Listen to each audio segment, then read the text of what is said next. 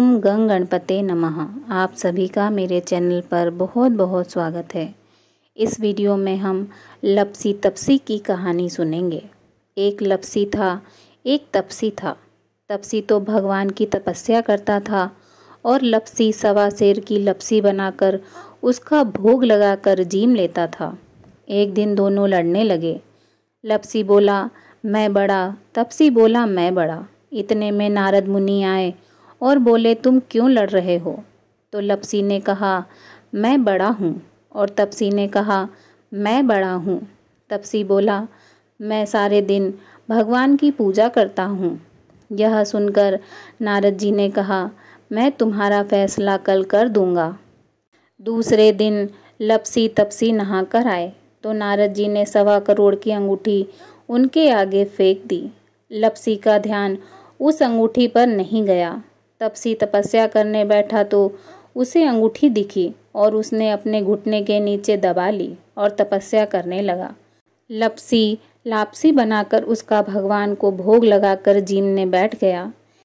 इतने में नारद जी आए, तब दोनों से पूछा कि कौन बड़ा है। फिर तपसी ने कहा मैं बड़ा हूँ। नारद जी बोले तेरा घुटना उठा, तो उसके नीचे 1.25 करोड़ की अंगूठी निकली। तब नारद जी बोले कि ये अंगूठी तूने चुराई है, तुझे तेरी तपस्या का फल नहीं मिलेगा। तब तपसी बोला हे नारद मुनि, मेरी तपस्या का दोष कैसे दूर होगा और यह पाप मेरे सर से कैसे उतरेगा और मेरी तपस्या का फल मुझे कैसे प्राप्त होगा। तब नारद जी बोले कि कार्तिक मास में स्त्रियां कार्तिक नहाएंगी, वे अपना पुण्य तुम्हें देंगी, तब यह पाप उतरेगा। वह बोला मुझे अपना फल कैसे देंगी? तब नारद जी ने कहा कि आज से कहानी कहने के बाद तुम्हारी कहानी नहीं कहेंगी तो कार्तिक का फल तुम्हें मिल जाएगा, और आंगन लीप कर दहली नहीं लीपेंगे तो फल तुम्हें मिलेगा, धोती देकर गमछा नहीं देंगे तो फल तुम्हें मिलेगा, कांचली देकर कसनी नहीं देंगे तो फल तुम्हें मिलेगा, साड़ी देकर ब्लाउज नहीं देंगे तो फल तुम्हें मिलेगा, वेश देकर पगरखी नहीं देंगे तो फल तुम्हें मिलेगा, दाहिनी ओर नाड़ा बांधेंगे तो फल तुम्हें मिलेगा, जूता देकर तेल नहीं देंगे तो वह फल तुम्हें मिलेगा, चौका देकर गरली नहीं देंगे तो वह फल तुम्हें मिलेगा, गोबरी थाप कर बाटियाँ नहीं थापेंगे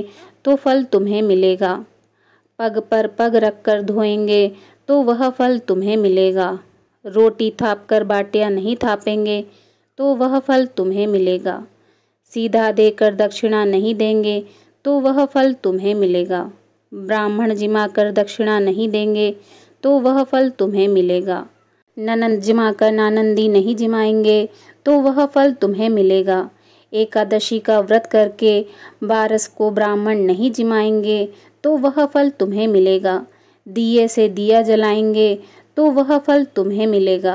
सब व्रत और त्यौहार की कहानी सुनने के बाद तुम्हारी कहानी नहीं सुनेंगे तो फल तुम्हें मिलेगा। इतना कहकर नारद जी चले गए। तब से और कहानी कहने के बाद लपसी तपसी की कहानी कहने का रिवाज हो गया।